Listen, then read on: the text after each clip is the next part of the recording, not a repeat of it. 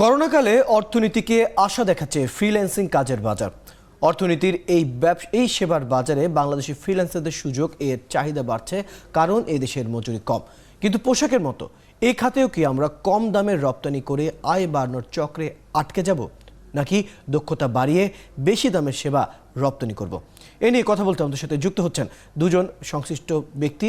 তাদের মধ্যে একজন হচ্ছেন Bangladesh association of call centre and outsourcing বা বাক্কর অনলাইন প্রফেশনাল ফোরামের কনভের ফয়সাল মোস্তফা এবং ক্রিয়েটিভ আইটি ইনস্টিটিউটের সিইও মনির হোসেন।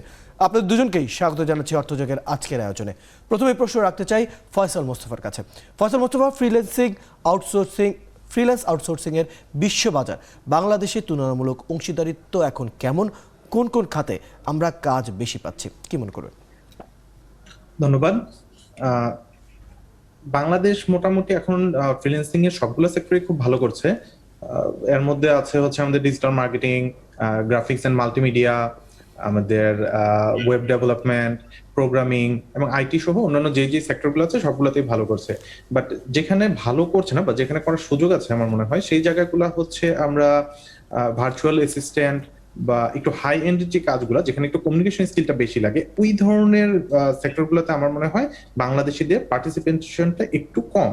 বাট এখন যেটা হচ্ছে যে লাস্ট করোনার সময়ে বেশিরভাগ অফলাইন বিজনেস গুলোই কি হয়েছে, আস্তে আস্তে করে অনলাইনে কনভার্ট হয়েছে। হ্যাঁ, তো সেই ক্ষেত্রে ফ্রিল্যান্সারদের কাজের পরিধি আসলে বেড়ে গেছে। এটা এরকম না যে বাংলাদেশে প্রাইস কম বা বাংলাদেশের লেবার কস্ট কম। আমরা যদি মানে গার্মেন্টস সেক্টরের সাথে কম্পেয়ার করে যদি আমরা আইটি সেক্টরকেও একইভাবে বলি তাহলে এটা আসলে উচিত হবে না।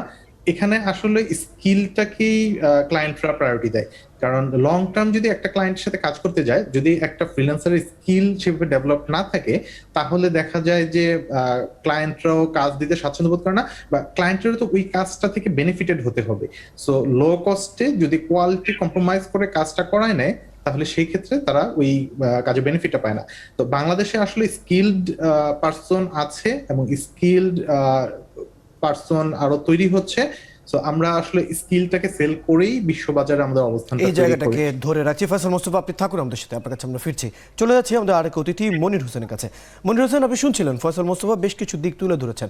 আমাদের যারা ফ্রিল্যান্সার আছেন তাদের কাজের মান এবং তাদের কাজের ধরন নিয়ে কথা বলছেন। তুলনামূলকভাবে দেশের ফ্রিল্যান্সারদের যে অবস্থান সেটা আপনি কোথায় দেখছেন এবং তাদের সবলতা এবং দুর্বলতা কি আছে, কি মনে করেন? Thank you. যে বিষয়টা আসলে আমিও ফয়সালের সাথে একমত যে আমরা তো কাজ করছি মার্কেটে, এবং যেটা আসলে বলা হলো যে প্রায় 6.5 লক্ষ ফ্রিল্যান্সার বাংলাদেশ থেকে কিন্তু এখন ইন্টারন্যাশনালি কানেক্টেড, যেটা খুবই মানে আশাব্যঞ্জক বাংলাদেশের জন্য, এবং এটা একটা বড় সম্ভাবনাময় জায়গা। বিশেষ করে বাংলাদেশের আনএমপ্লয়মেন্টের জায়গাটা, এটাকে যদি আমরা সত্যিকার অর্থে ওভারকাম করতে চাই তাহলে আসলে ইন্টারন্যাশনাল কানেকশনের অল্টারনেটিভটা নেই। আর সেজন্যই আসলে টেকনোলজি বাংলাদেশের জন্য অবশ্যই আশীর্বাদ। তো সেই জায়গা থেকে যদি আমি বলি যে বাংলাদেশ এই যে 6.5 লক্ষর বেশি, এখন আমি যেটা মনে করি প্রায় 7 লক্ষর প্লাস ফ্রিল্যান্সার আলটিমেট মার্কেটের সাথে কানেক্টেড, কিন্তু কাজ করছে হয়তো 5 লাখ রেগুলার কাজের জায়গা থেকে যদি বলি। কিন্তু আপনি যদি দেখেন যে এটা অর্থনৈতিক দিক থেকে, তাহলে কিন্তু বাংলাদেশের টোটাল বার্ষিক যে আয়টা এটা কিন্তু কম হওয়ার পিছনে কারণ কি, আমরা যে কাজগুলোর সাথে সম্পৃক্ত, যেমন গ্রাফিক ডিজাইন, হ্যাঁ, ডিজিটাল মার্কেটিং, তারপর হচ্ছে ডেটা অ্যানালিস্ট বা এরকম যে কাজগুলোর সাথে আমরা সম্পৃক্ত, এগুলোর যে প্রাইসিংটা তার চেয়ে কিন্তু আরো বেশি হাই প্রাইসিং এর কাজের স্কোপ কিন্তু মার্কেটে আছে। যেমন আমরা যদি বলি যে সাইবার সিকিউরিটির কথা যদি বলি, হ্যাঁ, ডেটা সায়েন্সের কথা যদি বলি আমরা, হ্যাঁ, সফটওয়্যার ইঞ্জিনিয়ারিং এর কথা যদি বলি, এগুলো কিন্তু মোস্ট অফ দা কেসে এটা কিন্তু ফার্স্ট ওয়ার্ল্ডের হাতে, অথবা বিশেষ করে আমাদের পার্শ্ববর্তী দেশ যদি আমরা ইন্ডিয়ার কথা বলি, তারাও কিন্তু এই যে হাই পেমেন্ট যে জায়গাগুলো এগুলোর সাথে কিন্তু তারা বেশ ভালোভাবে ইনভলভ। তো আমাদের যে বিষয়টা আমি যেটা সহজ কথায় মনে করি সেটা হচ্ছে আমাদের স্কিলস গুলো এখন মার্কেট ওরিয়েন্টেড আরো বেশি ভালো করতে হবে, যে আসলে কোন জায়গাগুলোর প্রাইসিং গুলো হাই এবং কোন বিষয়গুলো করলে অনেক বেশি কাজের সম্ভাবনা তৈরি হবে, সেই বিষয়গুলো বাছাই করে কাজ করতে হবে। মনির হোসেন, আপনি থাকুন। চলে যাচ্ছি ফয়সাল মোস্তফার কাছে। ফয়সাল মোস্তফা, আপনি শুনছিলেন মনির হোসেন বললেন যে আসলে যেসব সেক্টরে কাজ করছে আমাদের ফ্রিল্যান্সাররা তাদের মধ্যে হাই পেইড মানে বেশি আয় করা যায়, বেশি টাকার কাজগুলোতে এখন আমরা পিছিয়ে আছি। সেক্ষেত্রে প্রতিবেশী অনেক দেশ এগিয়ে গেছে, সেক্ষেত্রে কি করা উচিত ছোট করে জানতে চাই। আচ্ছা, আমি একটা স্ট্যাটিস্টিক্স এর কথা বলি। যেমন ইউএস এর একটা রিসেন্ট স্ট্যাটিস্টিক্সে দেখা গেছে যে আইটি এন্ড প্রোগ্রামিং নিয়ে যারা কাজ করে এদের আওয়ারলি রেট হয় প্রায় $49 এভারেজ আওয়ারলি রেট। আর ডিজাইন এন্ড মাল্টিমিডিয়া নিয়ে যারা কাজ করে তাদের দেখা যায় যে আওয়ারলি রেটটা হয় $20 to $25। হ্যাঁ, তো মনির হোসেন ভাই যেটা বলছিলেন যে আমাদের হাই এন্ডের যে হাই স্কিলডের যে কাজগুলা, ওই কাজগুলাতে আমাদের একটু বেশি যদি ইনভলভ হওয়া যায় তাহলে আমাদের হয়তো আর্নিংটা আর একটু বাড়ানো পসিবল হবে। আমাদের দেশ থেকে দেখা যায় যে নর্মালি যারা আউটসোর্সিং বা ফ্রিল্যান্সিং এর কাজগুলো করে একটা মেজরিটি পোর্শন করে হচ্ছে গ্রাফিক ডিজাইনের কাজ, কারণ এটা শেখা ইজি এবং খুব ইজিলি কাজটা করতে পারে। বাট আমাদের মনে হয় আস্তে আস্তে করে গভর্নমেন্ট লেভেল থেকে যখন ট্রেনিং গুলো করানো হয় তখন আমি দেখেছি যে গ্রাফিক ডিজাইনের উপরে আসলে প্রায়োরিটিটাকে বেশি দেওয়া হয়, বা এই টাইপের ছোট ছোট কাজগুলো যেগুলো খুব কম টাইমে শিখে মার্কেট প্লেসে আসতে পারে।